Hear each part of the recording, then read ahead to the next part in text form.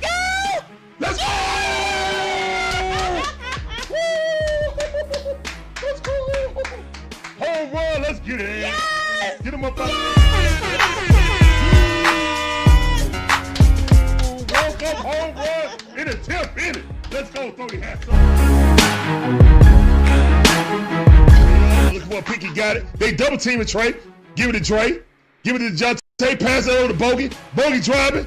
Give it to Dre. Give it to Trey. Shoot the three. Bang! Let's go, man. Stop playing.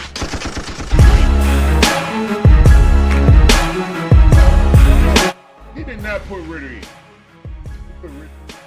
I'm done. Oh, this mother just put Ritter in? For what? Why would you put Ritter in right now? He know his job is done. There's nothing finer in the land than a drunk obnoxious Georgia fan. Oh Let's go. Go Dogs. Go Dogs. Go Dogs. Sickle. Now you gonna make me chump. Now you gonna make me chump.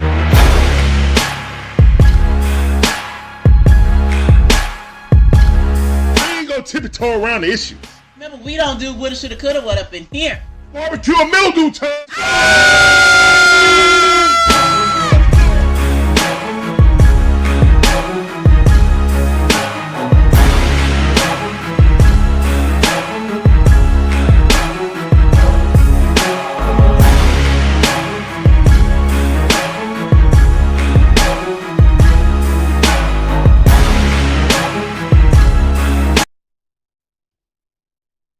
What's going on, guys? How y'all doing? This is the Dixon Way, all about the sports team on the Hawks of the even my wife Gator. Appreciate every last one of you guys coming through. Content. Let's get into it, man. Let's go.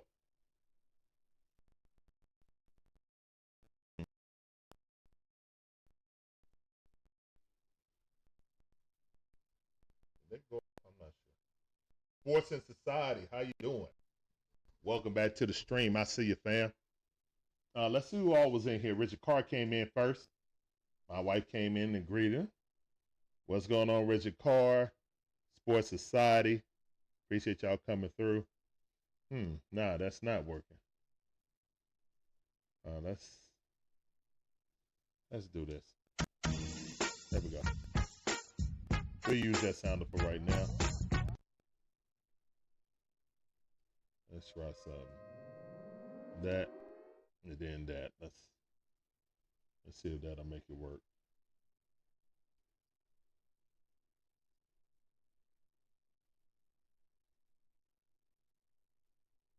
Buccaneer, what's going on, fam? I see you. Why did that not get that? Interesting.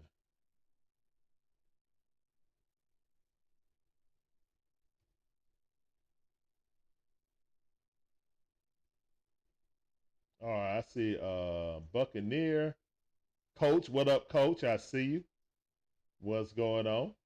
This sounded for both of you guys. Thank you guys for coming in. Let's get it. Let's go.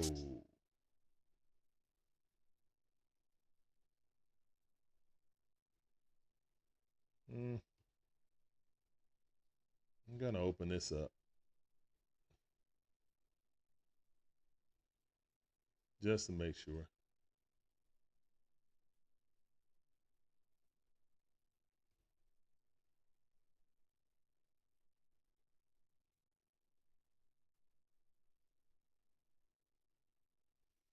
All right. Appreciate you, Coach. We're doing good, man. We're doing good. We're about to talk about these Falcons, man. I know everybody been talking about them ad nauseum, but we about to get into it too, man. Yeah, there's no beating around the bush on this. Was on Kirk Cousins. 100%. When you go back and look at the film, shout out to Atlanta Bird Game with that excellent film breakdown. Coach, John, James, everybody who got on there with T.D.W.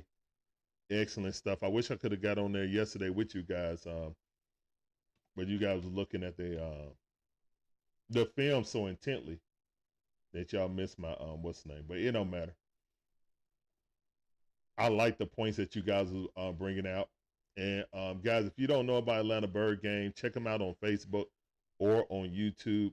Excellent content. I do, you should too. Link is on the front page of our YouTube. We got a little section with content creators. All right, so when you look at this, I'm doing good, Buccaneer. I'm doing good, man. Can't complain. Can't complain. Yeah, this is acting a little janky right now. Hold up. Let me copy this link. And let me put it right here, too. Let's see if this is it also.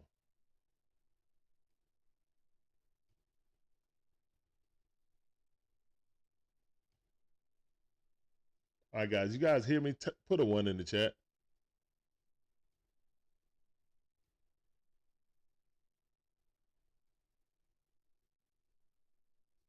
Just making sure. All right, so, yeah, Kirk Cousins blew this game, man. Pick 6 really was a decider. Shout out to the defense that played their hearts out, played their absolute heart out, and Kirk just sold the bag. So I can't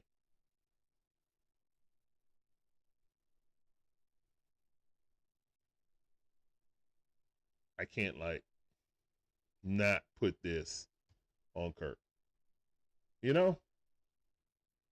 Sometimes you can be like, hey man, things don't really happen right.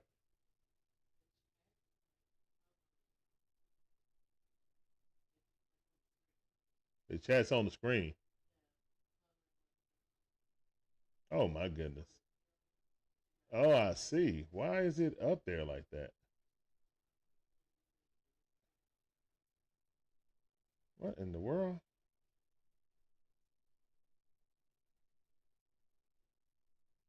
Okay. All right. Yeah, I see that.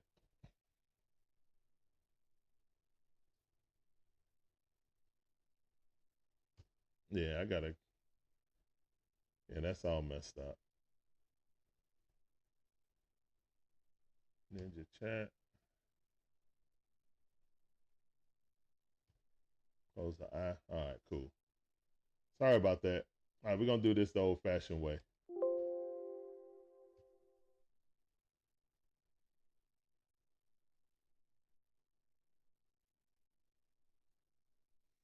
All right, so Coach said, what's good with you? He said, as I said before the game, we're only going to win 2 games out of the last 6. No need to panic to go through slumps. Just need to get a good coordinator and scheme in place that slow the game down for Kirk Cousins. All right, so Coach pretty much saying that this is mostly schematically wrong and not on the player. Okay. Brian, what's up, Brian? How you doing? Welcome back to the stream. I see you, fam. Appreciate you coming through. Welcome back. That sounded for you. All right, let's get it. Brian says we were 6-3 a couple of weeks ago, and we could have taken the division if we had better play calling. All right, so Brian is on the same boat as Coach. He's saying that better play calling, situational play calling, is the key to us losing. All right. Carlos Wiggins said, what's going on, gang? What's going on with you, Carlos? How you doing? Welcome to the stream. Anthony White, what's going on, fam? Appreciate you coming through. Thank all of you guys for coming in. You guys are absolutely awesome. If ain't nobody told you awesome today, I will.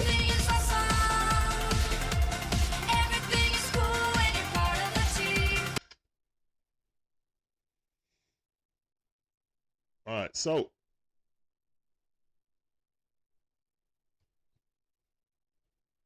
what I'm looking at is these numbers, man. Kirk Cousins, 24 for 39, 245 yards, 4 interceptions, and got sacked once. Conversely, the Atlanta Falcons got 5 sacks in one game. Another 5-sack game. So I can say that Jimmy Lake, Raheem, Jerry Gray, everybody involved with the defense and the players was out there studying while they were off.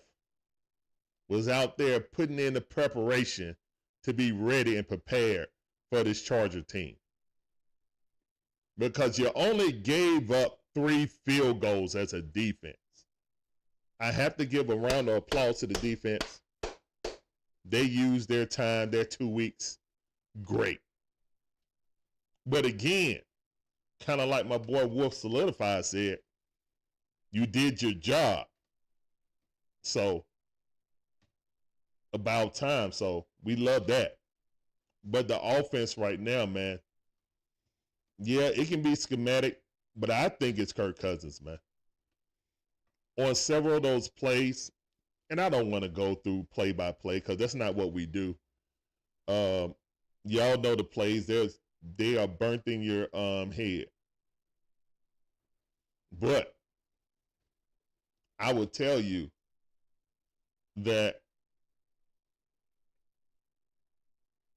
Kirk Cousins is basically staring down people. And I know, like, the debate that you guys had yesterday on Tidy Stream when you said, well, we can't look in his eyes because there's no camera angle directly looking at his eyes.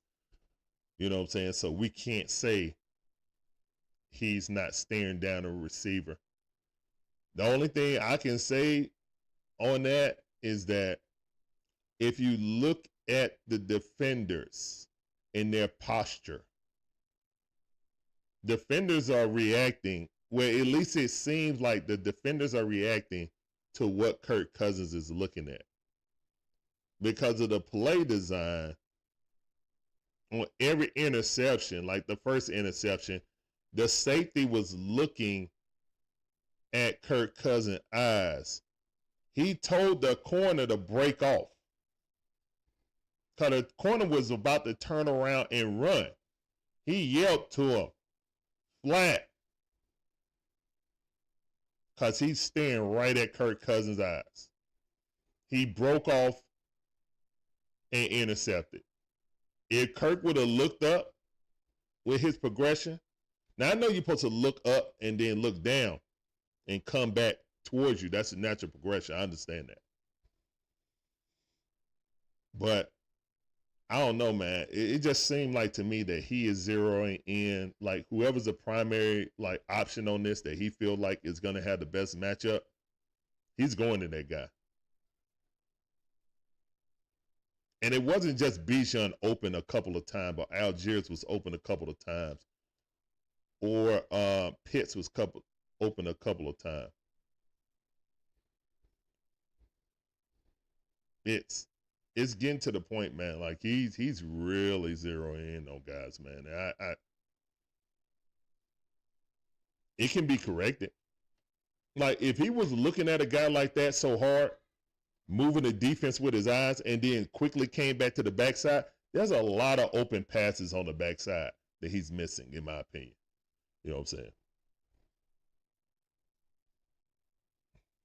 All right, Coach said, nope, not what I'm saying. It's definitely on Kirk Cousins. But when a player goes through a slump, you have to slow it down. Okay, I got you. So I got you. So it's just like a player not being able to hit his free throws, or not free throws, but his 3-point shot. So then you start designing plays for him to, you know what I'm saying, drive to the basket, get alley-oops, and this, that, and the third. Try to get him warmed up first, and then have him shooting threes. So I get you. Don't just, boom, throw him out there into some complex, you know what I'm saying, pistol action.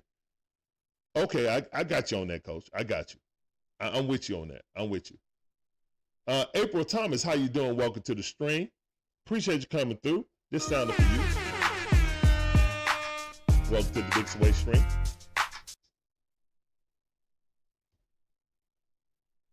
All right.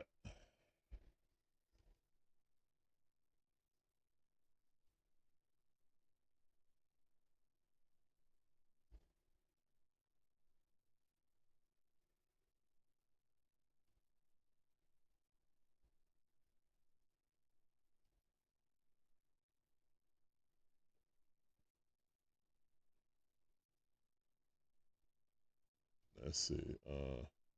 Carlos said, can you tell me the direction of the face mask?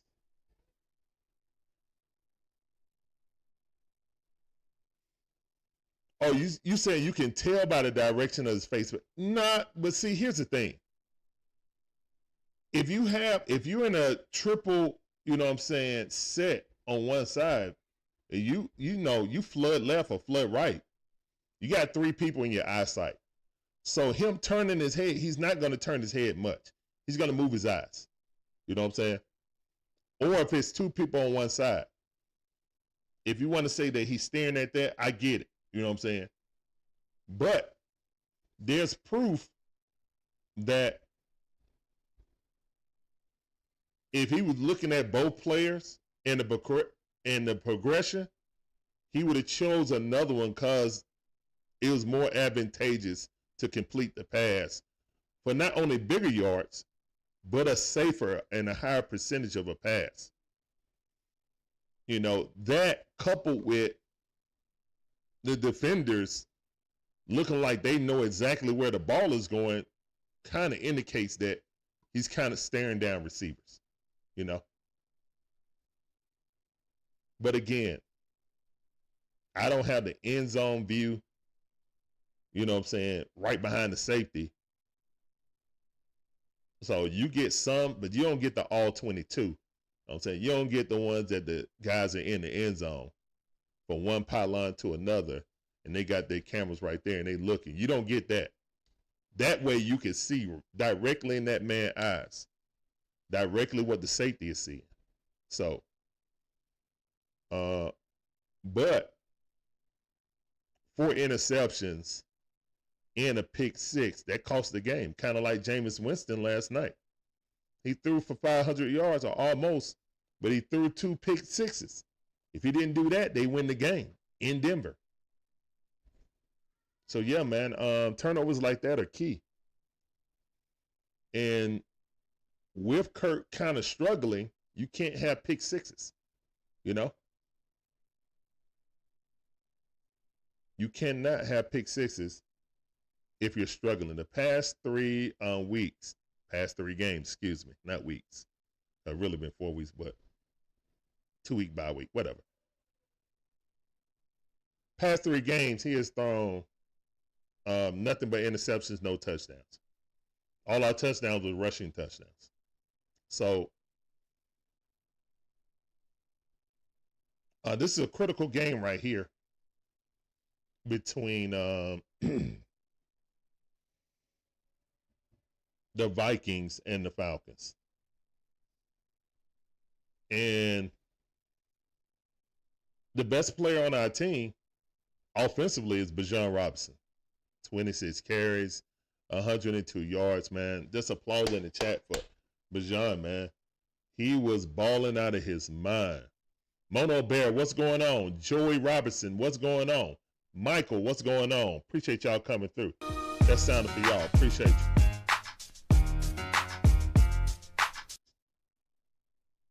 I hope so, Mono Bear. I hope we come out. Joey just said, I went to the Hawks-Hornet game this Saturday. Had a great time. Then Kirk Cousins ruined my weekend. Oh, no. Well, I'm glad you had a great time at the Charlotte game, man. And unfortunately, Kirk Cousins, you know, it is what it is. It is what it is. Charles D, how you doing, cuz? I see you. This sounded for you. Appreciate you coming through. Welcome to the stream. Armour TJ says coach needs to make Coach Roth needs to make a hard call and bench Kirk Cousins. He is not the same quarterback his past.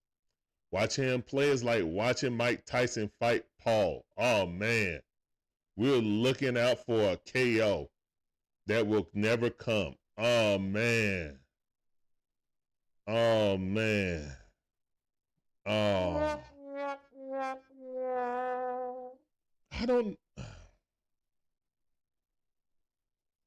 There has to be a healthy median between what Kirk Cousins was doing at the beginning of the season to what he's regressed to now. And this is where I'm going to pick up where Coach was talking about situational play calling and feeling the room and the temperature of your quarterback and the team as a whole. We have a quarterback that's traditionally under center quarterback, play action quarterback. That's where his bread has always been buttered. Yet we continue to be in the pistol 65, 70% of the time. When you run play action out of it, it's not effective because he don't have any quick twitch to fake the handoff and run on the outside. He's going to get ran down, hawked down every time. So when you really look at it, you got to be like,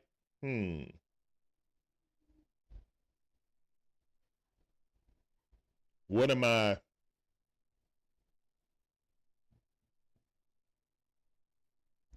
really doing? Am I putting Kirk Cousins in the best situation to succeed? Now, I'm not excusing his play at all, but things go hand in hand, and you have to be able to say, okay, this ain't working. Now, for Coach Raheem to come out and say, you know, at the very least, throw his offensive coordinator on the bus for those jet sweeps is kind of big because he really ain't did that to his coaches, you know. So those plays, but guess what? You got a headphone on, coach. If you hear that call coming through, you can always be like, belay that. You are the CEO of the team. You can always be like, hey, bro, nah, we're not doing no jet sweep on 31. And we definitely not doing it again. The thing that tipped it off was Drake didn't even move at first. He was so nervous, he knew he was going to get the ball. So he hesitated, and Kirk, like, tapped his leg in motion. Then he tapped his leg again harder, and then Drake took off full speed. Now halfway, full speed. Now, if you see a guy running down the line full speed, and the only person between you and them is Ray McLeod, you're going to slip that block and tackle him every time. That's how projected that call was. You feel me? Like, I don't know, man. Let's see. Jose, what's up, fam? I see you. Welcome back to the stream. It's time for you. Appreciate you coming through. Welcome back to the Dixon Way stream. It's up to you to give someone else a chance. That is true. There's a lot of people that want Michael Penix Jr. to start against the Vikings. And you know what? I ain't even going to disagree with him. I'm not. But what I will say is, regardless of who's the quarterback, situational football-wise, it's still going to do the same thing. He's still going to call a jet sweep. 31. still was going to do that. He still was going to do that. Now, the 4 interceptions, man, every last interception that Kirk Cousins threw was his fault. He chose the wrong person. There was somebody else open, whether it was a dump off or somebody on the other side on a post on a post route or a slant, because he was eyeballing that guy who was the primary guy that he wanted to go to. I feel like every interception was on Kirk. It wasn't even scheme. If he would have looked to his left or got his eyes down right next to him, especially the one when he lollipopped it. When he lollipopped that thing up and tried to do, just like John said, a Trae Young floater, when he tried to do a floater in the NFL, the entire secondary converged on that thing before it came down. You cannot throw a lollipop like that up. That's like a punt, basically. That's probably the easiest interception that guy ever made in his life. That was like his kid throwing him, they playing a catch in the backyard, and he throwing it up. That was disgusting. That right there really felt like when Marcus Mariota was basically sideways throwing up a grenade. And that's why before I saw that pass, I wouldn't have agreed with benching Kirk. But once I saw that, that was the equivalent of Mariota on grenade. Now, I know I see a lot of people putting up, Mariota stats or Ritter stats on interceptions compared to Kirk Cousins. The difference is Kirk Cousins got way more touchdowns than those guys had. They keep forgetting to leave out. They leaving out that part of it. So I still think he's better than Ritter and Mariota. The problem is how much you're paying for him to be an above average quarterback, which he's been his entire career. That's what you pay for. And you pay premium dollars for it. So to have games like this is unacceptable. It really is. I know he knows. He knows that.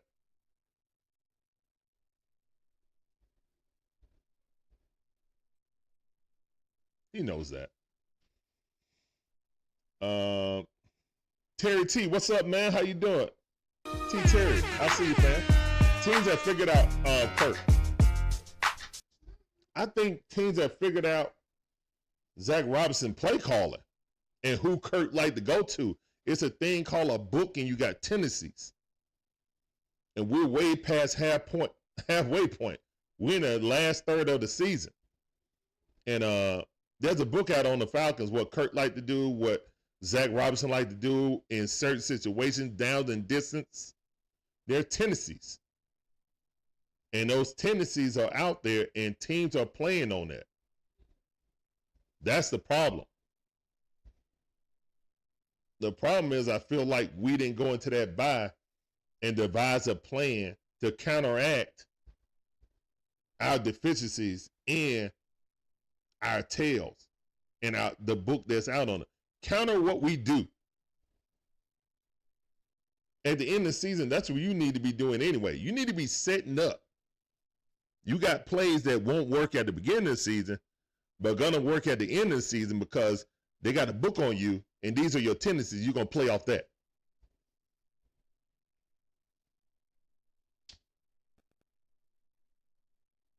How about that wide receiver screen and put in Kadar Hodge, since he ain't really been used, and let him take the deep post instead of doing a hook? And when he caught the touchdown pass, he caught that hook that was on the wrong shoulder. He snatched it away from the defender. then cut up between the safeties, the two high safeties, touchdown.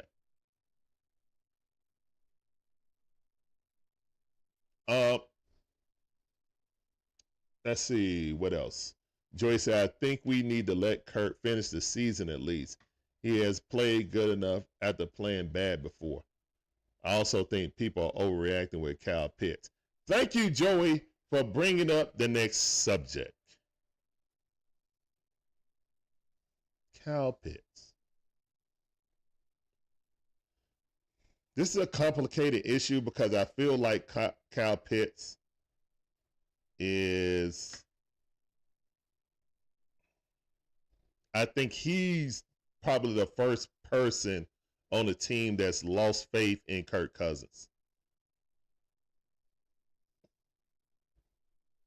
You can see the effort. The effort went up once he started getting the ball in that 3 or 4 game stretch when he was getting the ball. And he was like top 3 in, wasn't he top in yards at one time this season? I think he was. So when Kyle Pitts is involved, he's more active. He runs his route better. But when he's not involved, bro, he gonna lollygag. I mean, the play that they keep showing, I know the ball was like 3 yards off of him. But I think if he runs hard, he just misses and they call a pass interference because he has to run through that defender, But he saw the defender there, saw where the ball trajectory was going, and he just gave up on it. If he would have ran and tried to jump for that ball, I think he would have forced the referees to call pass interference. It wasn't so far off if you run into him and then, boom, throw your hands up as the ball whizzes by you. They're going to call offensive foul. Pass interference. They're going to call pass interference. So, but there are also plays that Kyle Pitts was butt naked out there, and Kirk didn't see him either. Because if you don't start on, I'll put it like this. If you don't start on Drake London's side, there's a high probability that Kirk isn't going to check over it, go through his progressions, and swing his head around. Especially coming from right to left. If it's left to right, that's a more natural view to swing your head around. You know what I'm saying? But if you're going from right to left, for a right-hander, it's just a more unnatural, you know what I'm saying? Especially if you back there, you're going to turn your hips. You're going to have to go against y'all know what I'm talking about. Y'all know what I'm talking about.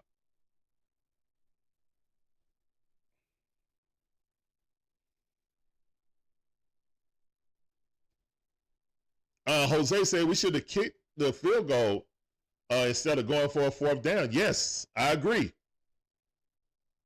If you would have kicked the field goal, guess what? You're not forced to try to go for first down. Trying to go for a touchdown. All you would have been doing is going for the to get within field goal range. If you get a touchdown, great. But again, I put that more on Coach Raheem. You have a headset, you hear jet sweep, or you hear a dumb play. Nope, we're not doing that. You hear going for it on 4th and down when your defense is playing magnificent and you're a defensive coach? Nope, we ain't doing that. I'm taking my points. My defense is playing magnificent. That was a panic move, Coach Ra. It was. Hindsight 2020, I understand. I'm sitting on my couch. But that seemed like a panic move to me. And everybody in my chat agreed. Most of the time, people be going against me like, nah, go for it. I'm like, no, take the points. You already completed a 4th and 3. You completed that. Boom, you got it. Don't test your luck again. You go ahead, you kick it, boom, your defense is playing great.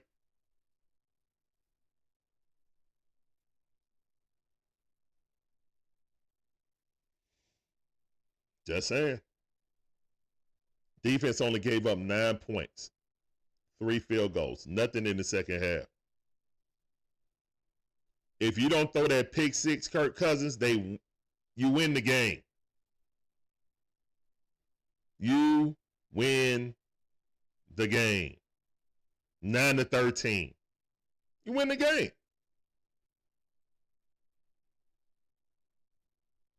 Their offense did not get in the end zone the entire day. Justin Herbert, the great Justin Herbert, 147 yards. And 115 of those yards was thrown to that good Georgia Bulldog, Ladd McConkey, in the slot machine. In the second half, we took away Ladd McConkey, and they had nothing. That team was injury riddled. That's how we should have came out in the beginning of the game.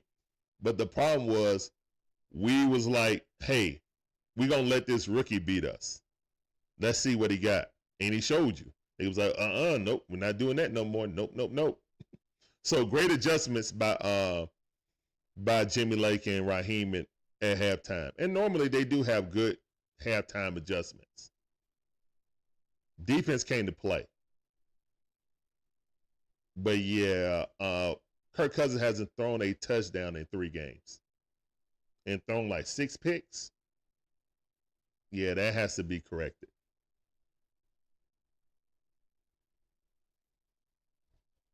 All right, so this chat is moving in. This one frozen, so it's doing that mess again.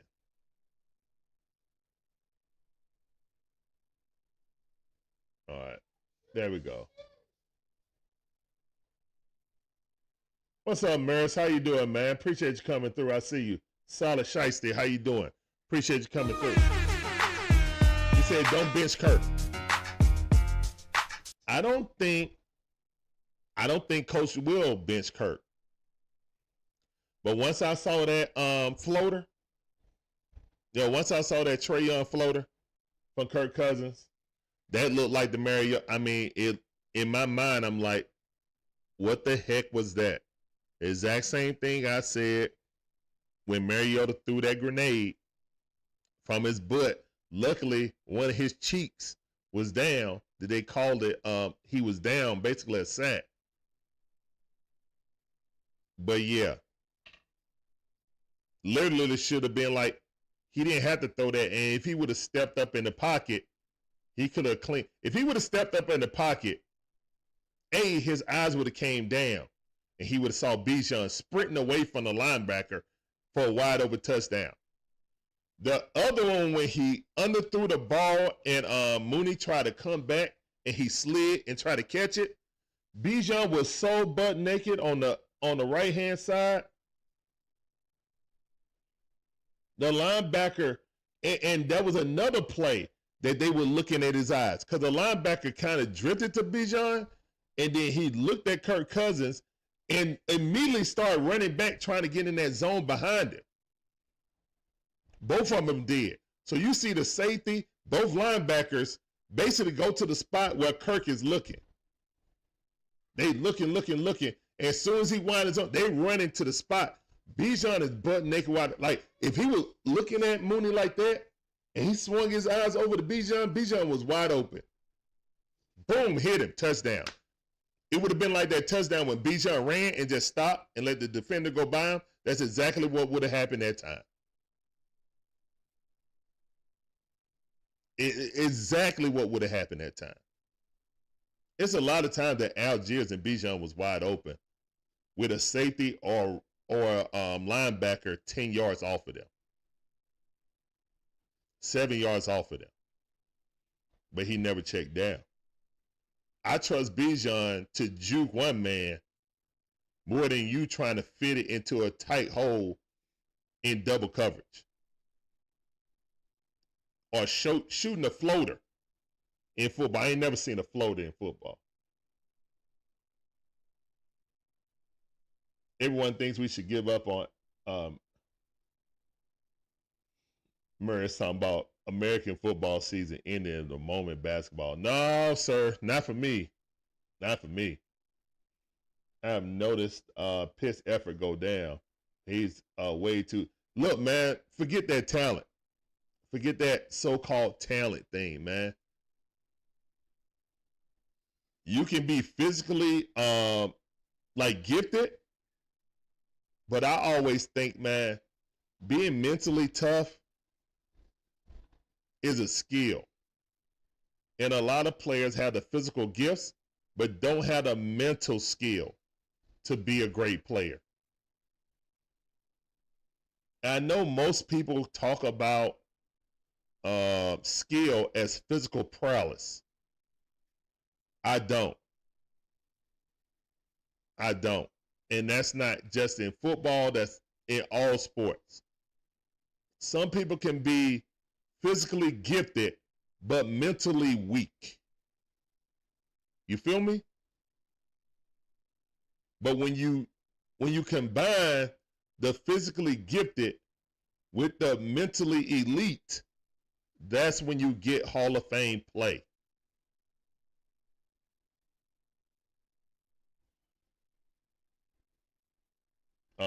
T. Terry says, Matt Ryan was on the show today, and the host said Kirk has the weakest arm as a starting quarterback in the NFL, and Matt Ryan said, get on the bus.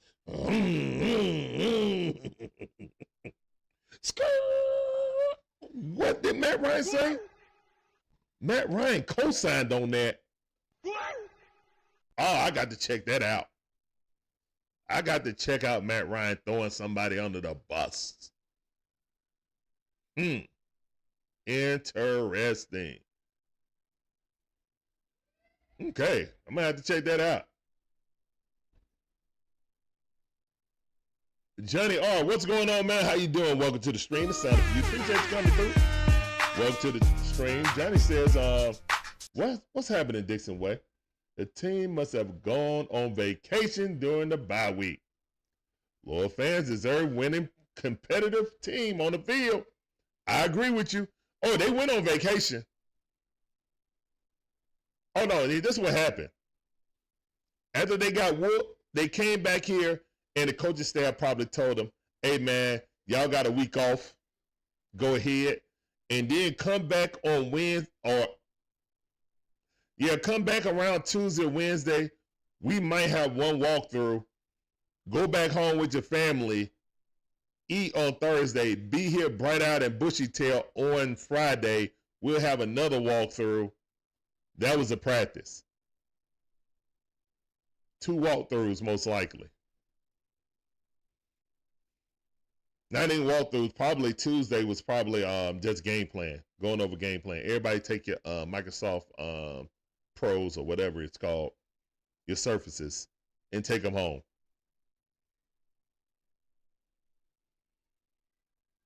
That's probably what happened. Not sure, but I'm just assuming. Offensively, we look like we weren't prepared. And nothing, we're not taking anything away from Denver, because they got the number one, not Denver, but the Chargers. They got the number one scoring defense in all NFL. So they one of those slouches. I think they done got like 4 straight interceptions in 4 straight games. So, yeah.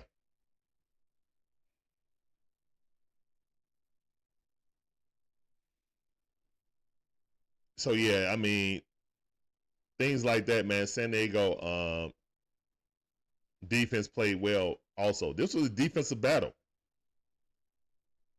And, running up the middle, I watched the Chargers play on 6 days rest. And I watched them play. I was like, you know what? These guys are susceptible to the run up the middle. They are. We got back our center, and it really showed as if we were more explosive up the middle also. But even still, If Kirk Cousins don't throw those 4 picks, it's a wrap. I think Raheem right now is at a tipping point, and he don't want to bench Kirk going back to Minnesota. Because once you put Michael Penix in, that's it. That is it.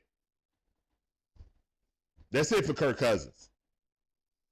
The fans won't tolerate no one else being a quarterback, and most likely neither will Arthur Blank.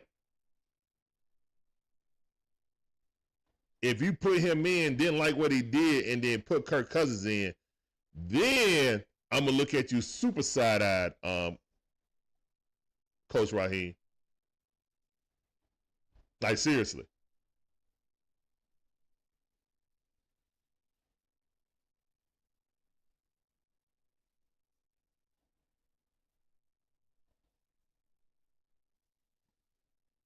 All right. Johnny R also said the game looks similar to week 1 with no preseason with the starters. Nah, I just think that the NFL has a book out on Kirk Cousins, what he does in the system, what Zach Robinson's tendencies are on every length of yardage. Who did Kirk like to go to? What play designs? What formations? They never. Oh, yeah, another thing, guys. Why we need a new tight end, a new starting tight end. New number 1 tight end. And this just ain't me hating on Pitts. Pitts cannot block. To the point, when you have Pitts in, 95.9%, you're not going to run the ball. You're not. That is a huge tell. Guys, whenever Pitts is in the game, you're not running the ball. Guess what else you're not doing? You're not running a screen to his side either, where he has to block. He may go and try to catch a screen, but he's never going to be a blocker on a run to the outside or the inside. Definitely not in the inside. And he's never going to be a blocker in the screen. We've seen that be horrible. It's to the point that they put Ray McCloud in the game. That's why Ray McCloud was in the game in the slot, guys, because Kyle Pitts cannot block. They feel like Ray McCloud is a better blocker than Kyle Pitts. And that's why they have him in on a poorly designed jet sweep. So, yeah, we got to let Kyle Pitts go. Let somebody else figure out what the unicorn is. But right now, he's looking like a donkey, not a unicorn, a donkey. He can't block. If you have a tight end that can't block, you got a slow wide receiver. Your tight end has to be able to block.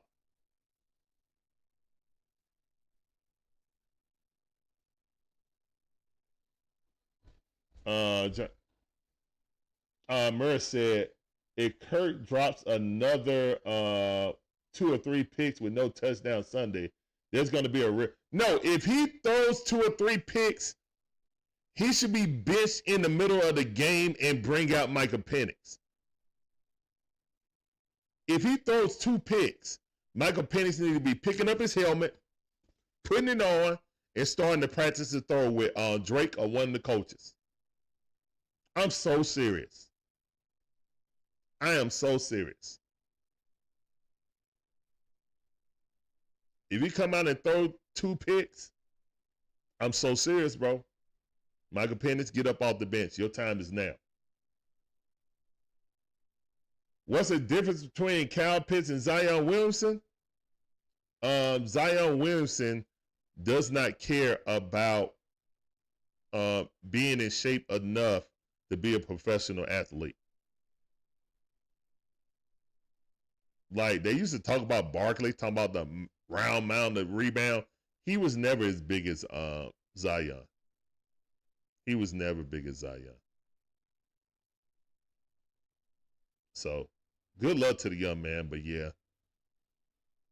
That weight is causing all his lower extremity injuries. His weight is causing all those injuries. There are. T. Terry said Matt Ryan said the thing about Kirk throwing the ball to Bijan. Okay, so he should have thrown it to Bijan. Yeah, I mean Bijan and Algiers was open several times with a linebacker or a safety at least 7 yards off there so they can gain momentum. For Algiers to run him over and Bijan to juke him. It's 3rd and 8 and that defender is 8 yards off of you. I'll take my chances with Bijan or Algiers making up that 1 yard against one defender. Mike said Kirk throws 36 miles per hour, the lowest in league history. All right, so shout out to my boy T. Will, always on One Time for the Fan. He said that Kirk is hurt and he's playing through it. If you guys remember the last sack fumble, well, it wasn't a sack fumble, it was a sack. He fumbled the ball, but we recovered it. But Kirk had his arm bent all the way back by the defender. He hit his arm. And then Jake Matthews dove on it about 10 yards down the field or 8 yards down the field. He feels like Kirk hurt his arm on that, but the Falcons aren't reporting it. Or Kirk's not. Or they just like, whatever. Are you good enough to play? Yes. So they're not reporting it. If that's the case, that's coaching malfeasance. So I hope that's not the case. That's coaching malfeasance right there.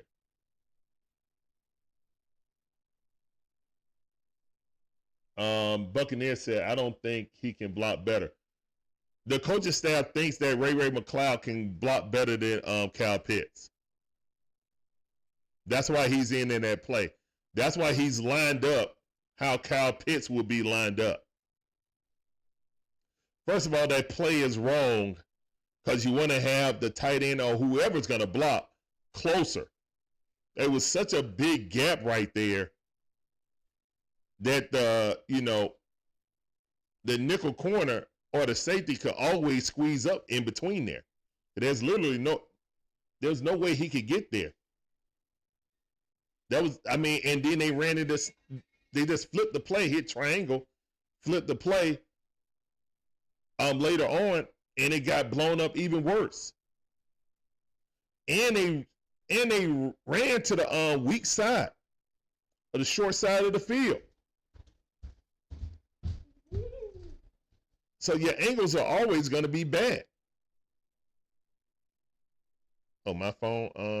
Go ask Mama for the phone. Yeah, go ask Mama for the phone. Go ask Mama for the phone.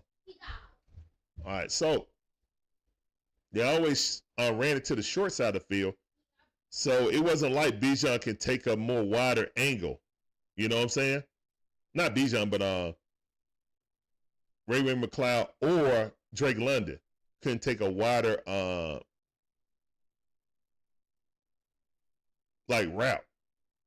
Maybe if they ran it a wider route, you know what I'm saying? You see that guy coming up, you come, dip out, and then get around.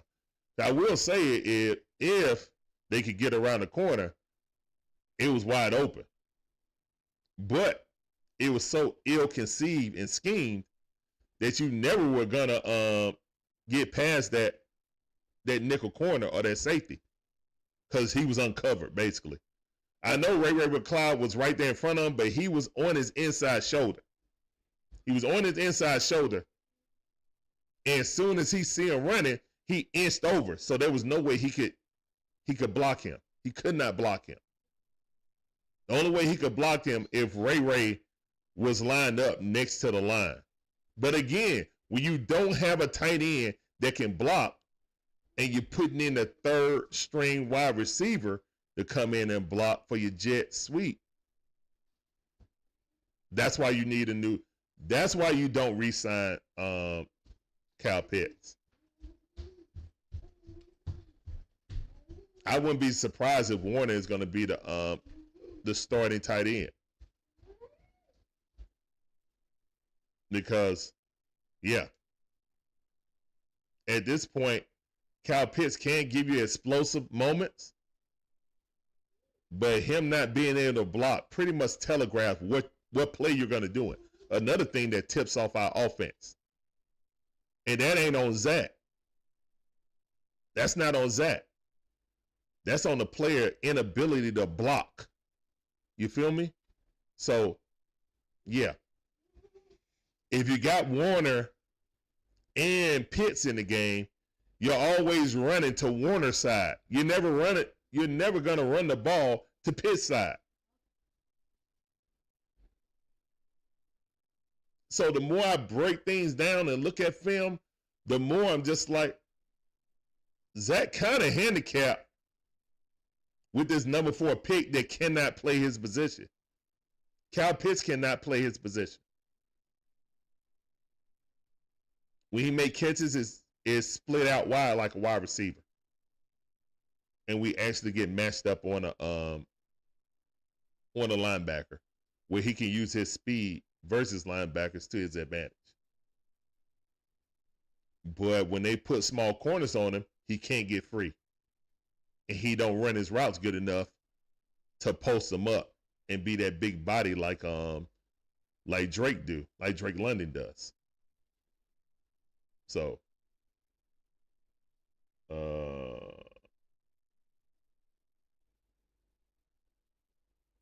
RTJ said, "What's up, man? How you doing? Remember Coach R said Coach Smith would still be in Atlanta if he had better quarterback play." Great comment, man. Welcome to the stream. He definitely said that. He definitely said that. And right now we had it for about half the season. We had better quarterback play for half the season. Now I will say that Kirk Cousins is better than Marcus Mariota and Desmond Ridder. I would like to say that. Huh? Okay, go get the mama. I would like to say that. But what we're paying for, the money we're paying for, we're not getting return on that. We're not getting the return for the money we pay for.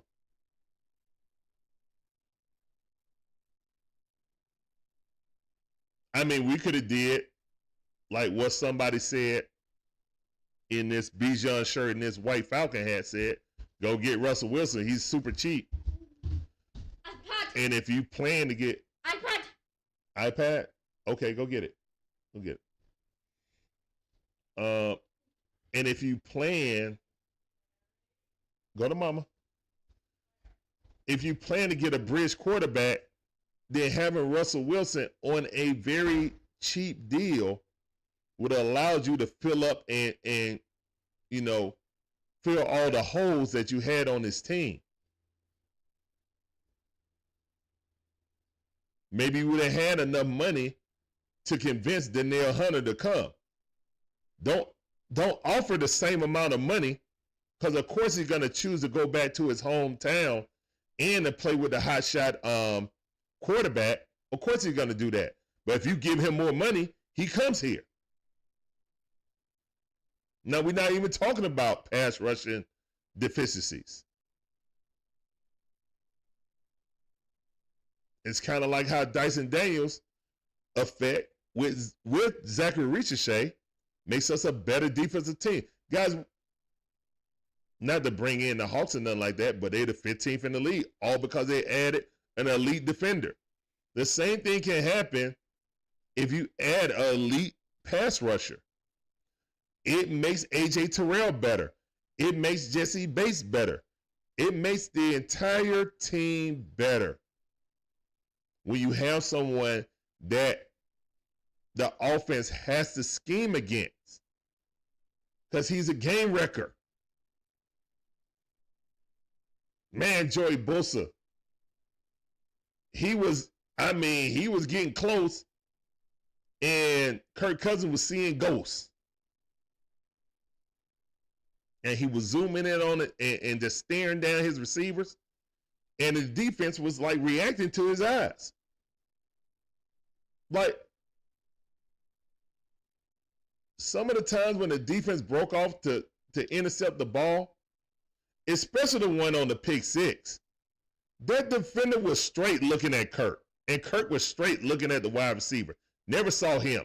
When he threw the ball, the defender was in front of Mooney. He was in front of him. He was already running.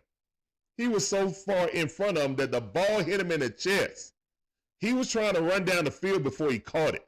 Had to catch it again in stride as he was running down the field. That's disgusting. That's absolutely disgusting.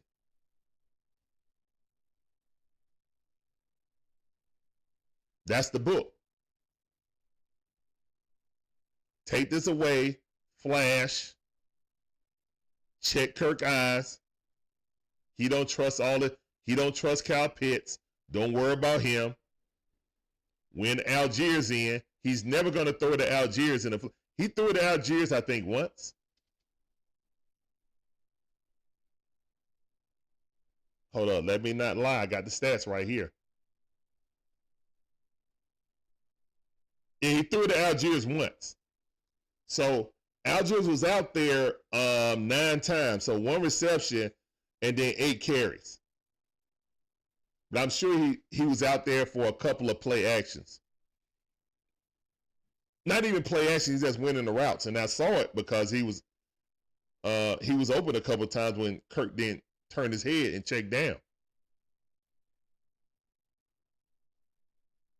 Alberto Molina, hold up. I'm missing a couple, my bad. Jada, what up, fam? He said, I want Fontenot gone. Hey, look, this is Terry Fontenot team. His first pick was Kyle Pitts. Looking like a dud. Raheem is going to be out of Atlanta because of quarterback play. I don't think he's going to be out of Atlanta this season. But I do think that he's going to have to take more responsibility for his defense. Kind of like how Dan Quinn had to do. You're not going to come up here and be a defensive coach and just say, nah, I wipe my hands clean of it. Be like, it ain't me. Go talk to Jimmy Lake. It ain't me. Nah. You can't be a defensive coordinator, a defensive head coach, and then not put your nose in it. That's malpractice too. Alberto Molina. We need a run scheme guy.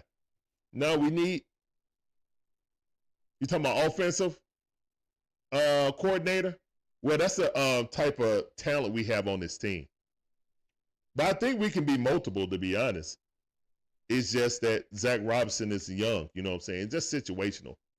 I'm starting to see plays that guys are running free. It's decision-making by Kirk and decision-making by a rookie OC that's not really meshing right now. For the first time in Kirk Cousins' career, a tight end hasn't flourished under him. I put that on Kyle Pitts more than Kirk, to be honest. But when that tight end doesn't he doesn't play like a tight end, you can't have a connection with him. You feel me? If the tight end don't play like a traditional tight end, he's just a fourth option wide receiver. Y'all see what I'm saying? He's not really a traditional tight end. So we can't say that's really on Kirk. That's just my opinion. T. Terry said Kirk looked like he got PSD. Oh my goodness. PSTD. Oh my goodness. Like, I believe Zach is calling plays that do not put Kirk in positions to be consistently succeed. Okay, Jay Black, what's up, fam? I see you. That's a fair point. But I also think that Kirk is making some horrible reads and he's staring down his wide receivers. The more I look at go back and look at videos, man, he's staring down receivers, guys. He really is.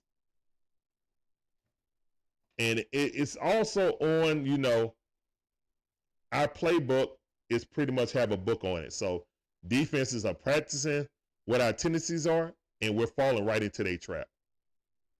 That's it. That's it. Jenny R said, thanks for the clarity. And teams have seen enough tape. Yeah, exactly. Yeah, they've seen enough tape to attack our tendencies. And we aren't building plays off of it. Well, at least it don't seem like we're building off that to counteract our tendencies. And that's what I was talking about early in the season when I said, all right, teachable moments, are we going to learn from victories?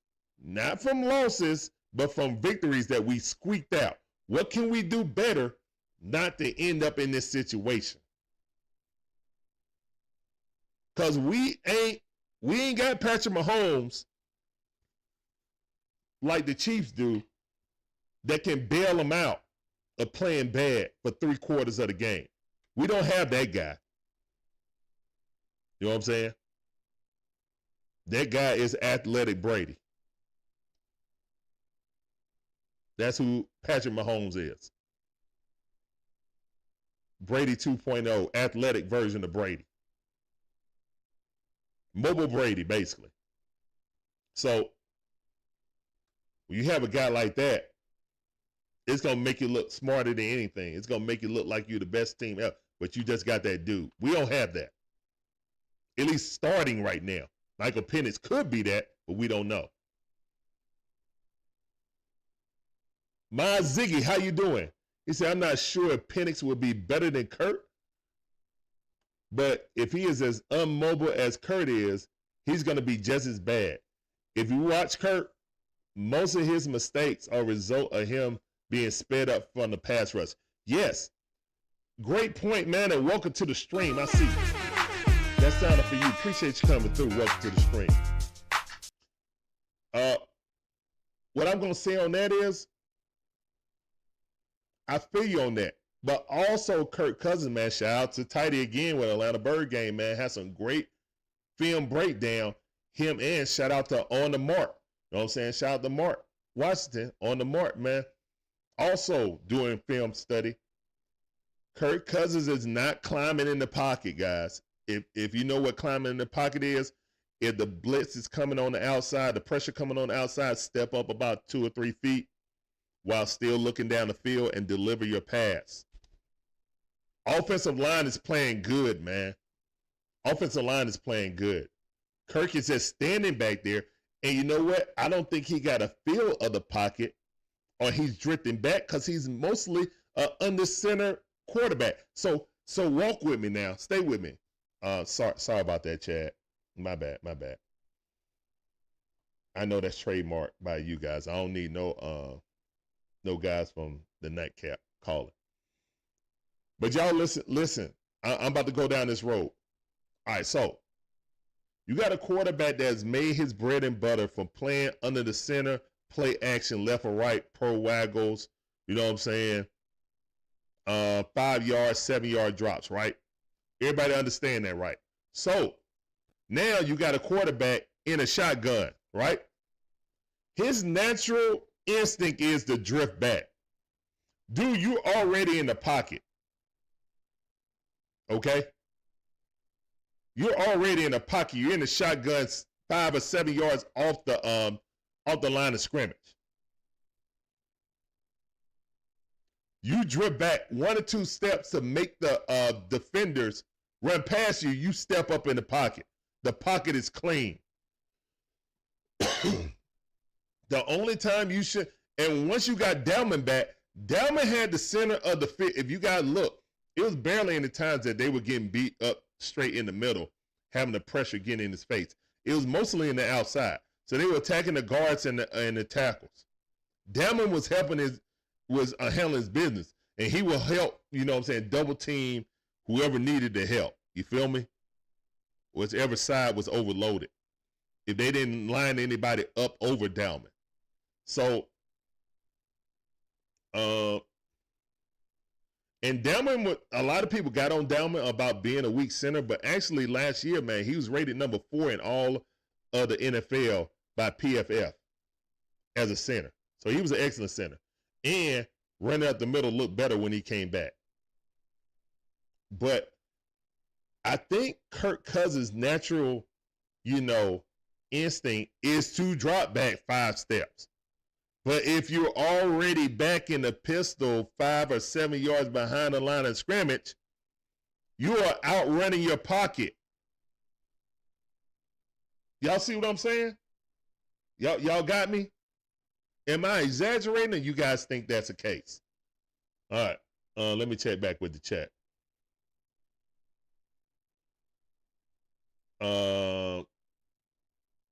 Jay Black said, Larry. Jada said, let's be honest, man. We ain't going to the playoffs. Hold on, Jada. I don't know, man. I think it's in the balance right now. I think it's in the balance. I ain't gave up on the team yet. I am disappointed. I ain't gave up on them yet, though. So that's what we're going to differ. But I do feel you on some of your comments, you know what I'm saying? For real. Jay Black said, I believe Arthur had a strong say in picking up Pitts. Maybe. No, I think that was, no, I don't think so. I think that was a Terry Fontenot thing. I think it was Terry Fontenot. You want to know why? Because why did we pick up Michael Pruitt? Why did we pick up Jonnu Smith? 2 tight ends that worked with him before, that he was familiar with, over Pitts, who played better under Arthur Smith than Pitts did. Coincidence? No. I think Tyler Algiers was an Arthur Smith pick. I think that Bijan Robinson was a Terry Fontenot pick. You can tell Terry Fontenot's pick with the flashy pick.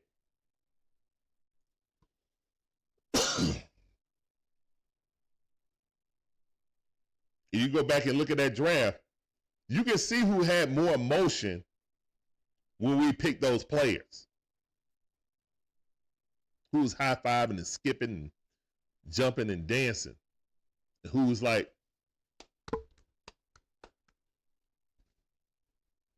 who was that? Go back and look at every draft in the first round. Look at Terry, and when they show the war room, look at Terry expression and look at Arthur Smith expression. They'll tell it all. Let me get back. Alvin Molina said, Kyle Shanahan and Matt Ryan do not mesh the first season. No, they didn't. But that was because Matt Ryan and Roddy was going off script.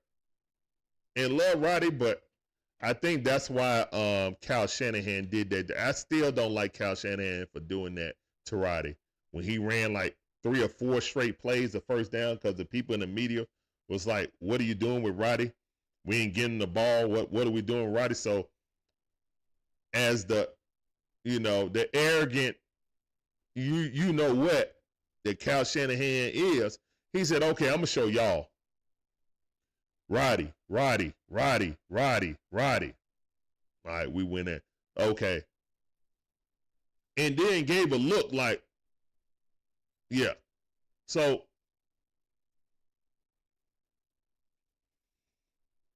that's why they didn't bring Roddy back in 2016, and that's why we had the success, because Matt and Kyle Shanahan had a pact like, yo, you listen to my play calls, I won't steer you wrong. Boom. Jada said, do we need an offensive guy or defensive guy? Because I would love Robert Saleh. I ain't gonna lie, I would love Robert Saleh, but I also would love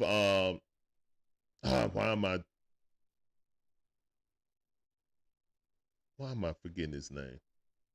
Steve Wilkes. I would love Steve Wilkes also. Oh, Alberto Molina just said Steve Wilkes. Good job. Yeah, there you go. That's exactly what I was thinking about. Kyle Pitts is a bust. I can't believe I'm saying this, but we aren't using him at all.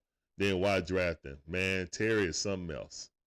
All right, there we go. And a lot of things, man, I fell for it too. Let Terry cook. All the Terry Cook mains. Terry in the cook hat. The little, y'all see that main with Terry, you know, got that little evil grin and stuff like that. That was in the draft. I think that was when we drafted Bijan, I think that was when we drafted Bijan. So yeah. It was either Bijan or Kyle Pitts. It was one of those guys we drafted that became that main.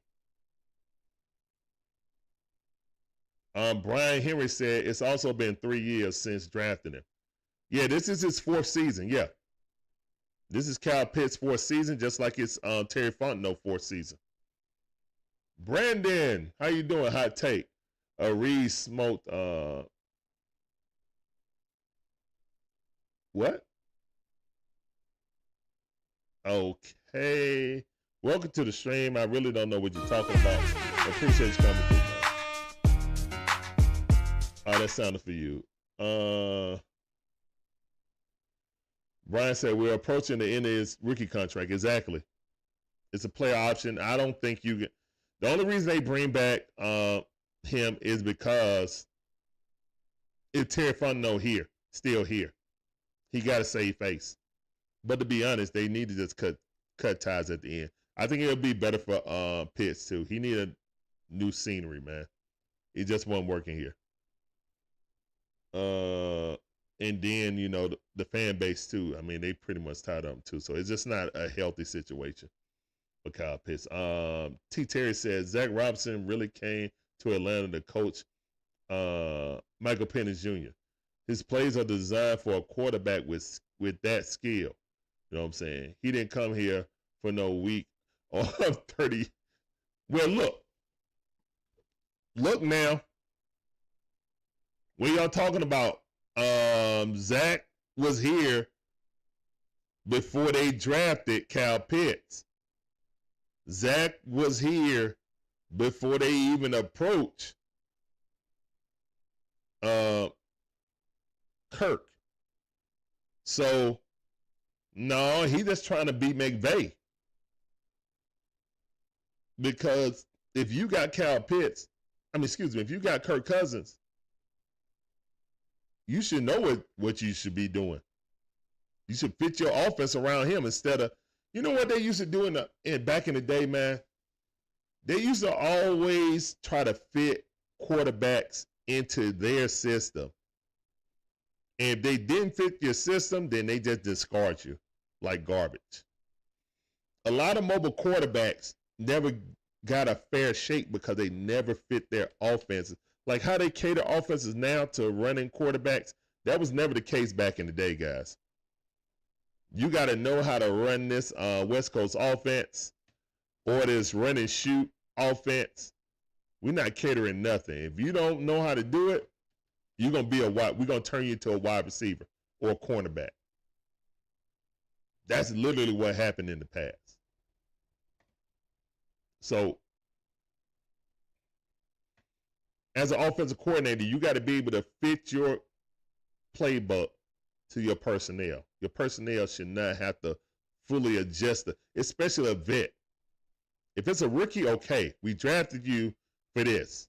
You need to learn this. I understand that. But if you go and get a vet quarterback, you should know his tendencies and what he does well, what he doesn't do well. You can't run past option in the pistol with a statue. You can't. That's stupid.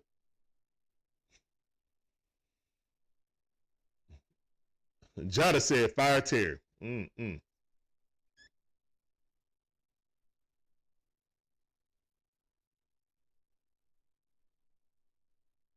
little bit too much. Have my lips shining too much. Okay. What's up, Dad? I see you. All right, Joey said, I can't believe Jonnu is going crazy in Miami, and so is Calais. Why didn't we let them go? I think Calais took more money down in Miami. I think they probably told him his role was going to be reduced this season. And he was like, nah, I'm good. And Terry and Coach Rob really underestimated his importance on this defensive line. And they thought they just could replace his 7 sacks. Him and Bud Dupree.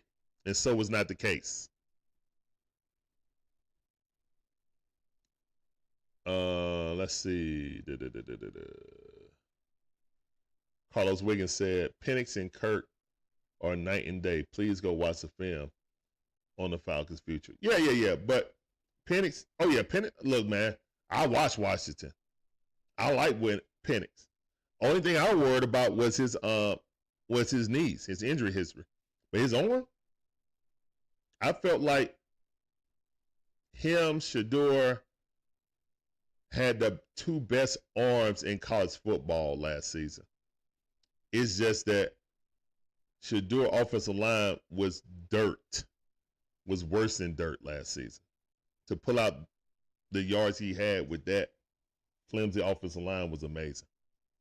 And Penix, I just felt like arm-wise, he had the best arm talent. Even though he had a funny release, he still had the best arm talent and the best vision in the draft, from my opinion.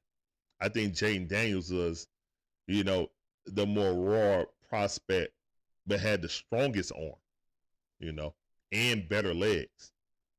But yeah, I was against the Penix pick at first because I wanted defense. I wanted Jared Verse, trade back, get Jared Verse, and get his teammate Fisk. But hey, what do I know? Now, I felt like it was a luxury pick, but guess what? Now that Kirk is struggling, you have an opportunity to play the young man. Yeah, you're going back to Minnesota. Yeah, it's not a good look to have the quarterback coming back. He was a starter and then abruptly get rid of him. But I'll tell you this, if you felt so much conviction on drafting him with our defense needing pass rush so badly, and you don't play him now, I'm looking at you real sideways, coach. When you and Terry had so much conviction to say Michael Penix is our quarterback of the future, Kirk Cousins is our quarterback of right now. Well, right now ain't working. And I think, personally, if we lose this game, which I'm hoping we win this game. I ain't making no prediction on this because I don't know what this team is going to do. I'm hoping for us to win this game. But if we don't win this game and we get embarrassed, I don't even think it's going to be the end of the game. I think if Kirk Cousins throws 2 picks, if Coach Rod got any gumption, he's going to be like, sorry, Kurt, you got to get on the bench. It's time to put in the kid. And then that's it. It's no more discussion about Kirk. Y'all better find some way to trade him, get somebody to take the contract or something like that. If you got to add Kyle Pitts to it to sweeten the deal, then do it.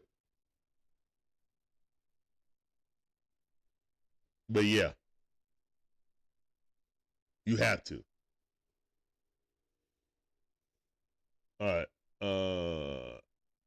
Jada said Terry Fontenot traded a 37-year-old Matt Ryan with a weak arm to sign 36-year-old Kirk Cousins with a weaker arm to a $180 million deal when the Falcons fans blame Fontenot. Hey, man, Terry did that. But you can't do that without your owner saying, guess what? We would never go through the Ritter and Mariota thing again. So I get why they did it. I think they picked the wrong guy. I said get Russell Wilson. People said no, get Kirk Cousins. He's the best quarterback on the market. But if you had any idea that you were going to get Michael Penix before the combine, see, all of this stuff happened. And then I think when you could talk to free agents, not the free agent, but basically the Broncos are going to release him right after the combine. Okay. But he was allowed to talk to teams prior to, and the NFL allowed it just so he could find himself a team. Now, do I think that Russell Wilson would have came here over Pittsburgh? Heck no. No, I don't. But you didn't even offer it. So we never know. But yeah, at this point, you could have did Justin Fields or Kirk Cousins and still been in this same mode. Like, okay, if it don't work, guess what? I got Michael Penix. But if you never thought you were going to go and get Michael Penix until you had that magical workout with him in Washington when it was 40 degrees and all the balls was frozen, he was throwing ropes and the ball was zipping through the mist, then if you had that much conviction to change your entire draft board to draft Michael Penix, but won't play him now, I don't know what to tell you. I think that's not a good look, Coach. That's not a good look at all. Kerry, what's up, Kerry? How you doing? Welcome back to the stream. Kerry Falcon, Falcon fan out of Florida, I think. And then she also be on one time for the fan, be on for Out of Your Falcon Mind. Always a guest on there also. What's up, Kerry? How you doing? Say Larry Wilkes. Hey, Steve Wilkes. I'm telling you, Steve Wilkes would be nice. She says Wilkes would be nice. Wasn't he visiting the coaching staff? Yeah, he was there. Steve Wilkes was there doing training camp, guys. The training camp we weren't allowed to go to except for one at the high school out there in Gwinnett County, and then the other at the Dome.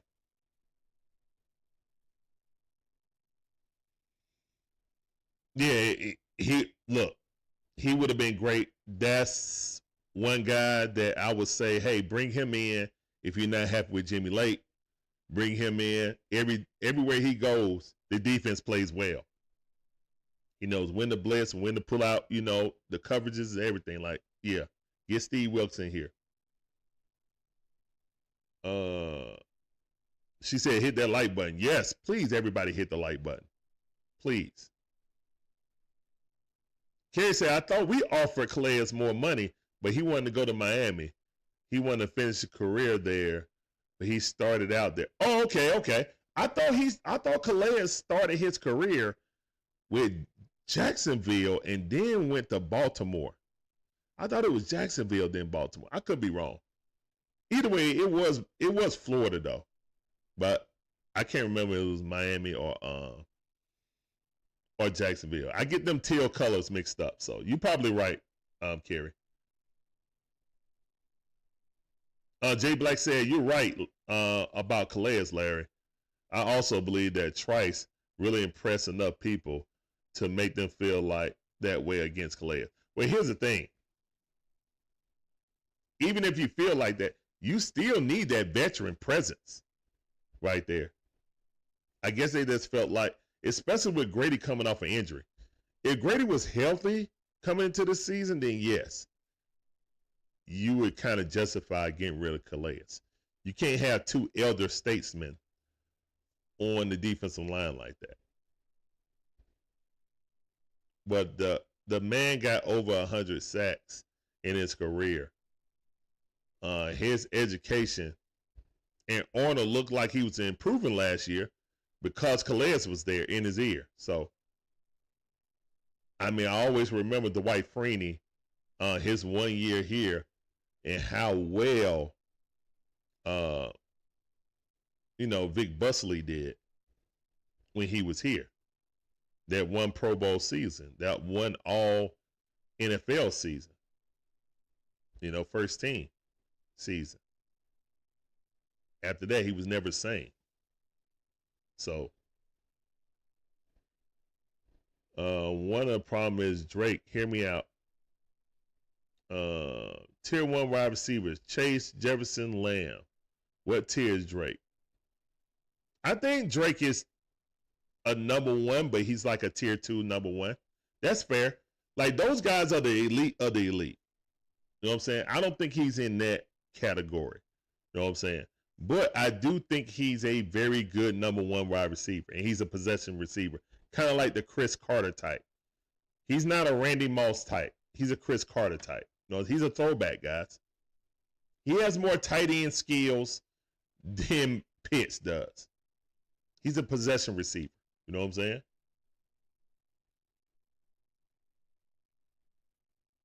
Blake firing Raheem and Fontenot if Kirk get benched. Nah, Jada, he ain't firing them. He not firing them. Ziggy said, I know when Penix was at Indiana, he was more of a runner, but after those 2 knee injuries, do you think he can extend plays mobile enough to be effective in the NFL? Yes. He's not a running quarterback, guys. He runs the pass, like he scrambles. He scrambles now. He can run and he slides. He's actually gotten good at sliding now. But he's not, if you're looking at the color of skin and think he's just going to be Lamar Jackson, no. This kid is a pocket passer. He can sling that pill as a pocket passer, but he's mobile enough that run pass option will actually work with him. You know? He's mobile enough to keep the defense honest. He's not going to be a statue back there. He can climb the pocket. He has a cannon for an arm. And that cannon kind of gets him in trouble because he think he can squeeze it in really tight spaces. Sometimes he just got to take it and throw it out of bounds sometimes. That's about my only gripe with Michael Penix, but man, he got a cannon of an arm. A cannon for an arm. And he scrambles to get open so he can throw the pass. You feel me? And he can run enough to pick up the first down. So he's definitely not a statue back there. He's not your traditional. He's not Jalen Hurts or Lamar Jackson. That guy can throw that pill. He's more closer to C.J. Stroud type, who can really throw the ball, you know, who's more of a pocket passer that can run more than a running quarterback that can pass, if y'all understand what I'm talking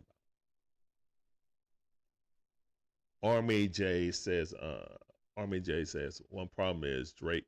Oh, no, I read that one. I read that. Drake isn't my type of number 1 wide receiver. Okay, I don't like Drake. I like speedy guys. Okay, so back in the day when I was growing up, you know, old head, the speedy guys were the number 2. But now that has changed because they evolved. Those speedy guys have hands like number 1 wide receivers. Your number 1 wide receivers was Jerry Rice. You know what I'm saying? Your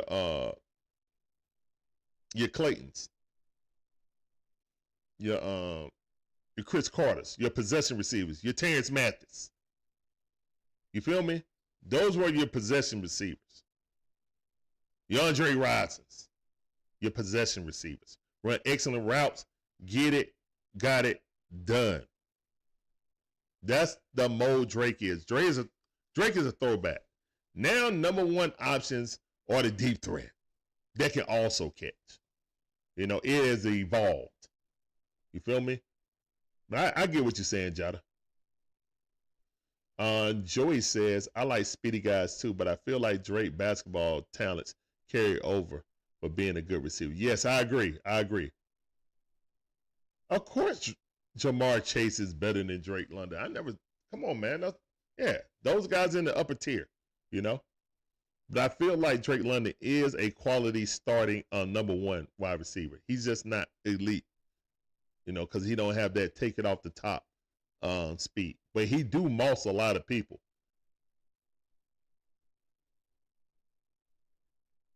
He can't separate like that. Yeah, but he moss a lot of people. Buccaneer said he already hit the like button.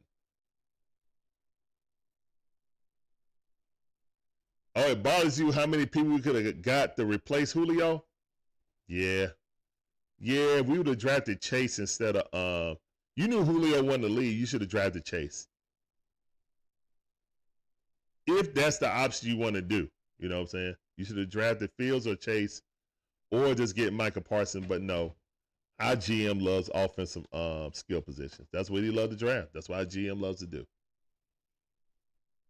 Morris didn't want Steve Wilkes as his DC because that would be someone who could replace him. T. Terry, I hear you, man, but I don't think that Calais played in Arizona, then Jacksonville, then Baltimore before. Thank you, Joy. I thought it was Jacksonville. Thank you, Joy. How can we save some cap for more defensive guys and fill holes? If we would have signed Russell Wilson, then that was my plan. That's what I said. You know what I'm saying? Guy on the couch said, go get Russell Wilson. If you do that, then draft Michael Penix in the second round. That was my plan. But obviously he would have never made it to the second round. But I was saying go get Russell Wilson, draft Michael Penix in the second round, draft a defender in the first round. But obviously how the quarterbacks were coming off, you had to make that choice then to get Michael Penix. He would have never lasted to the second round. You know? So the way I look at it is just like they picked him up just like they said. They felt like they'll never be in that position again, so that's why they did it. Okay. But now you need to play him. If you felt that much conviction about him as a talent, you can't, get scared now when your starting quarterback starts to falter. And I know McGarry is his blind side. That frightens the heck out of me. But yeah. I think this will be the last game. Well, this will be the last bad game that Kirk can play before they make a change. So hopefully Kirk plays well and we don't have to worry about that. But yeah, I think that's where probably Coach Raheem is at. Because you guys see the walls are breaking down with Raheem. Before he was real defined when people asked about his offensive coordinators, his defensive coordinator, play calling, specific things. How did he feel about it? Stats is for losers. Next question. All right, man. All right.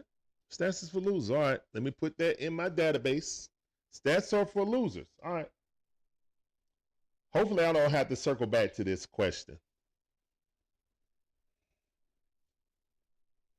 And the guys in the media are way better than me. I would have been petty about it.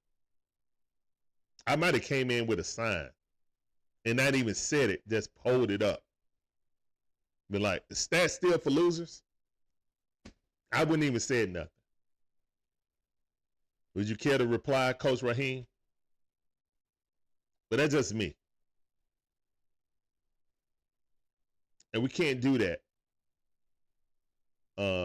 when they ask a legitimate question. You know what I'm saying? Pertaining to the game. We saw that with Arthur Smith too. That by the third year, those walls came down with the media. Just because you say it in a better way, don't make it still disrespectful to the media when all they're doing is their job. You know? Let's see. Kerry said, thank you, Larry. Doing well. You're saying what you're saying is making sense. I really can't stop thinking about everything now. The draft, signing Kurt, the whole process. I don't know. We might have messed up. Uh-oh, hold up. Let me get that sound.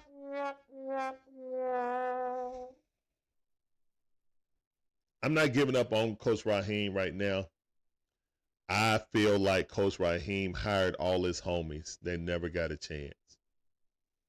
And with him not getting an early chance and not getting another chance until, however many, a decade later, has him in a place like, guys, if I ever get another chance, you guys are coming with me. I really feel like that. Now, we'll never know. I feel like, hey, We're going to do this thing. All right? All right, let's go, Raw. Boom. Now, most of the time, you get one hot shot rookie coordinator, first-time coordinator. It's normally not two. Unless it's like a super young team that's in a full rebuild. You know? Like when you're in a full rebuild, then you have like two young coordinators. Really, it's three because of special teams also. But if you're on a team that's wanting to win the division now, if you're in win now mode, you really don't do that. But we're in a position now that I'm not as harsh on Zach Robinson as I was earlier in the season. He's starting to lean on Bijan more. We're running. I do feel like we should use Tyler Algier in short yardage situations and not being in a shotgun. Kirk lined up 5 yards off the line of scrimmage, and Algier or Bijan 12 yards behind the line of scrimmage, trying to pick up 1 yard, or right beside him, hand off. There's no option of handing off, keeping it, and running to the other side in the run pass option. It's Kirk Cousins. So I'm kind of looking at it like Zach Robinson is kind of limited in his play calling because of the statuesque quarterback we have and the lack of mobility. So, yeah, someone said it earlier that this playbook was designed for Michael Penix. No, this is just him trying to outdo his former coach, head coach, Todd McVay, whatever his name is. Yeah, McVay. Kerry said, sorry, I meant to start his career there. Okay, I got you. Sterling Wood, how you doing? Welcome to the stream. The sound of you. Appreciate you coming through. Welcome to the Dixon Way stream. I see you said, would you start Penix against Minnesota, though? If they don't win, the Bucks win the weekend, we can see Penix starting then. Yeah, that's what I think. I hate to be reactionary after we lose the division lead, but as a head coach, you talked about this, that, and the third about believing in this and believing in that.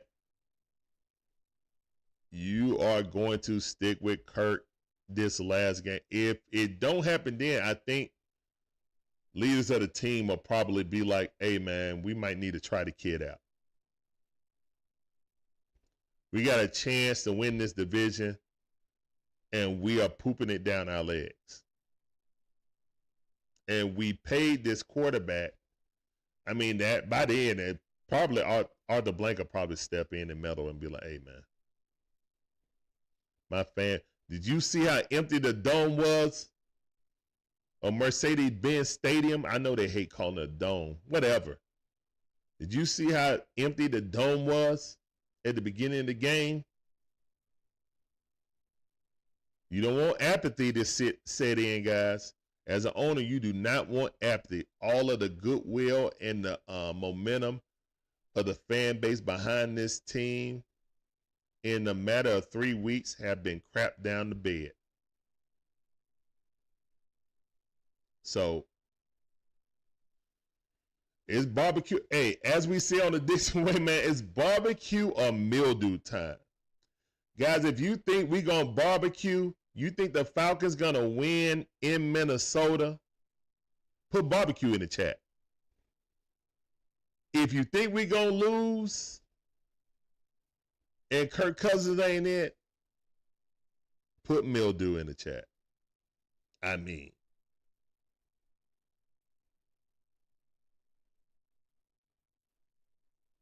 let's see. Calais wanted to finish his career in Miami. Makes sense. He went to college there. Okay, I got you.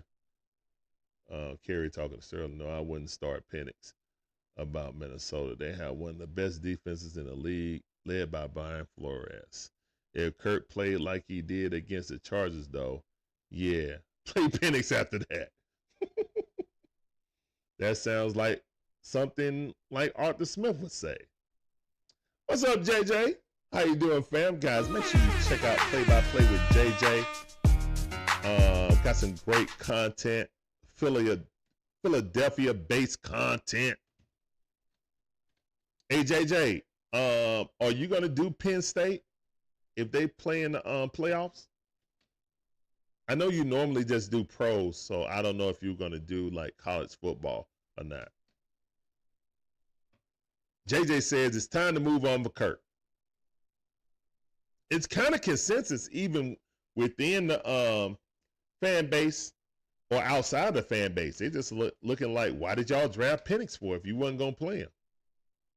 That's a valid point too. I saw Mia Kimes saying, I'm really gonna question the Falcons' choice to pick Penix if they aren't willing to trot him out there when your quarterback for 3 weeks hasn't thrown a touchdown and thrown 6 interceptions. If ever you were gonna make a change, then now was to do it. If you scared to start the Michael Penix era, then why did you draft him? If you had so much conviction not to pick a defensive player and draft Michael Penix, you should have the conviction enough to play him right now if Kirk Cousins is not looking up to par and starting it a little bit early.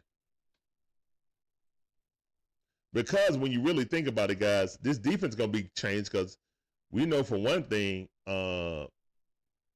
Simmons and Judon were on 1-year deals. You got other players that might be traded away because contract situation to loosen up contracts. iPad. Oh, yeah. Go to mama. You got the iPad? Yeah. Mama got it. It's not downstairs. All right. I feel like we can beat the Vikings. I know they're good, but I'm not scared of them. I say give Kirk at least one more game. iPad. Hold on, son. Hold on. iPad. Okay, hold on.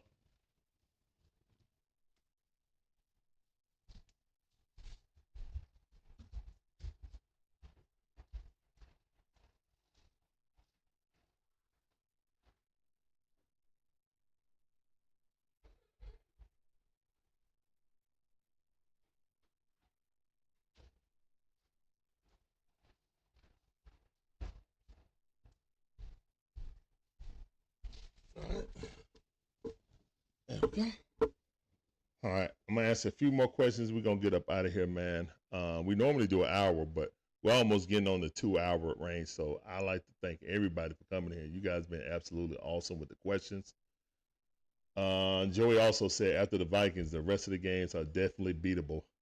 Only problem is the Bucks having probably an easier schedule left. Yes. But I will say this. If you lose to the Vikings, which I hope we don't, I hope we win. But if you lose to the Vikings, your next game is against the Raiders. I think that's probably a good game. It's inside a dome also, so I think that's probably a good game to start Penix. And then you got the Giants also. Washington, that's going to be a hard game. And then ending the season with Carolina. It kind of could be like Ritter, but a way better version. You know what I'm saying? Or try to win the last few games. Said the Panthers got so close and Hubbard blew it. Never rooted for the Panthers so much. Yeah. The Panthers had that. They was right there, man. And he just fumbled the ball. That was crazy. My dad said it's a coin flip right now, barbecue or mildew. Kool-Aid. No coaching is bad. The quarterback won't make a difference. Just play him when needed. Pittsburgh is playing both of the quarterbacks. Genius. I feel you, Kool-Aid. And also, man, shout out to the legendary ATL Kool-Aid drinker, man. Y'all make sure y'all check out ATL Kool-Aid drinker. You know what I'm saying? He's a season ticket holder. He got his own perspective on the Hawks, the Braves, and the Falcons. He got season tickets to the Hawks. So yeah, y'all make sure y'all check out Kool-Aid. Kool-Aid, if I'm not playing both of them. First of all, Kirk Cousins need to get in the rhythm. If anything, we see that. And if you bring in another quarterback, that's going to mess up his rhythm. Nuh-uh. Nope. You see how it took him dang on near 3 games to get in the rhythm.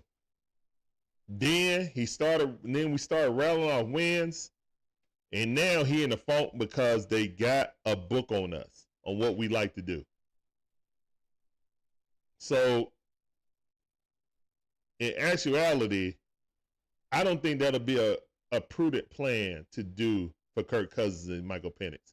I see once you rub that lamp, let that genie out the bottle, that's it. It's Michael Penix time. And it's up to whatever GM that comes in here to get us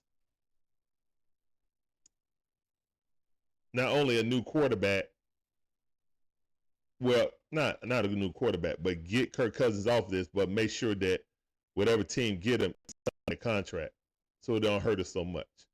Or it'll be a whole nother Matt Ryan situation. We're up against the cap and can't really build the team up right. So, yeah. All right, guys, and with that, man, we about to get up out of here. I want to thank everybody for coming in. You guys are absolutely awesome. Everything is awesome. Everything is cool when you're part of the team. Carlos Wiggins said, barbecue is do or die. Yes, sir. Yes, sir. Yes, it is.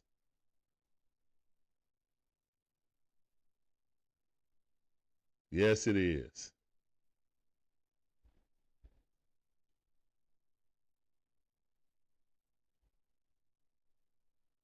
Oh, man. Yeah, you called the end, Chris. What's going on, Chris? Guys, make sure you check out A1 Forever. My boy Chris Tip Morris got some great content, man. I watch him. You should, too. Link is in the front page of YouTube. We got our trusted content creators over there. Out there, check them all out. They all bring a unique perspective to this YouTube content creation, man. Yes, sir. But yeah, man, this was therapeutic.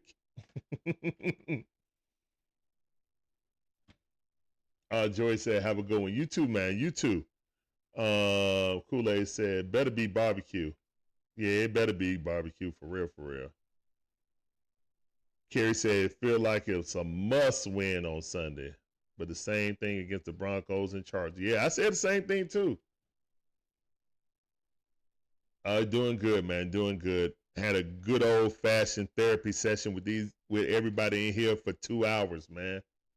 I think a lot of the Falcon fans need it, so I'm glad I could be that outlet for you guys, man. Me and Shonda really appreciate all of you guys coming through and being a part of Dixon Way as we approach 10,000 subs. Oh my goodness. I would have never thought that coming into this season, man, but we really appreciate you guys being a part of Dixon Way, helping us grow this thing. One sub and one follower at a time, man. Right now, hold on, let me get an exact count, because sometimes my counter be wrong up there. We're at 9341, guys. We're at 9341 right now for subs. Thank all of you guys for being a part of the Dixon Way. We really appreciate it, man.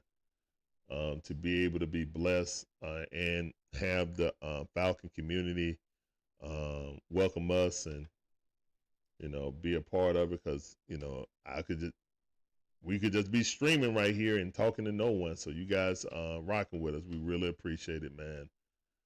For the Falcons, the Braves, the Hawks, the Bulldogs, even my white Gators, you know what I'm saying? We try to cover as much stuff we can to give that fan experience that normally you sitting there, you know, screaming at the TV by yourself, and come on and scream with us. You know what I'm saying? You know, come on, scream with us, man. Everybody in here, we talking about the game and stuff like that. And yeah, man, we have a good old time in here, man. We like, you know, talking with everyone and getting everyone's opinion about everything and stuff like that. So we're about to get up out of here, man. Falcons got to win this game. It's do or die. I ain't got no prediction on the score because I don't know what this team gonna do. We got 5 sacks and didn't win the game. The defense gave up 9 points and we didn't win the game. So we going to Minnesota, who only got 2 losses on the season.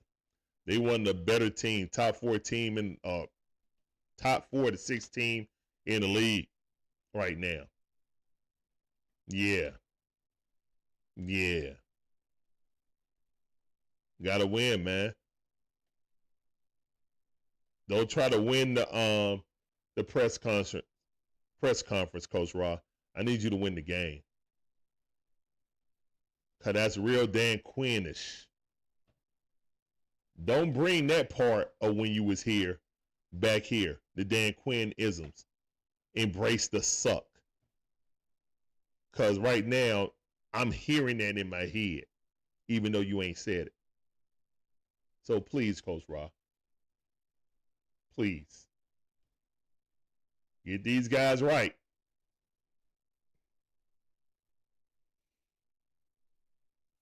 Yep, A1 said must win.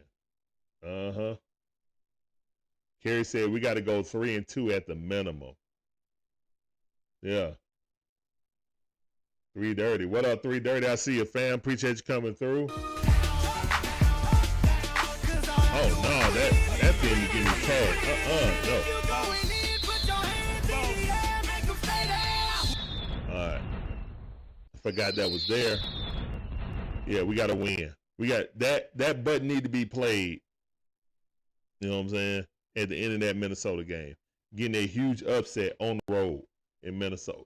Them fans gonna be rowdy. That horn is gonna all that. They're gonna be doing the skull and clapping and doing all this mess. We need to shut them up, make that dome quiet. Like when Mike Vick ran and took it to overtime. Appreciate you, Kerry. Thank you. Thank all of you guys for being a part of the Dixon Way. Ziggy said the Falcons frustrating as all get out. For real. Yeah, it's definitely an outlet, man. That's why we try to be here, man. Appreciate that, 330, man. We try, man. It's a bunch of great content creators out there, man, that's doing this. And everybody got their own flavor. Ain't nobody right, ain't nobody completely wrong. You know what I'm saying? Nobody completely right, man. We all got different opinions. And yeah, just sit back, enjoy it, take in everybody's opinion, and then form your own opinion. You know what I'm saying? That's all. And if we don't agree, that's fine. We can have a cordial conversation about it. You feel me? Because we all love our team. We all here talking about the team we love, rocking that red, black, and white. You know what I'm saying? So, yeah, there we go. All right. That's right. Don't win the press conference and win the game. You right, Kerry. Look, that's what I'm talking about. All right. Well, I talked long enough. And the college football committee better not be lying on us. We better be no worse than 5 or 6. I don't care if Notre Dame only got 1 loss. Our 2 losses is better than Notre Dame's 1 loss. But yeah, go Dogs. Yeah, I'm going to end it on that.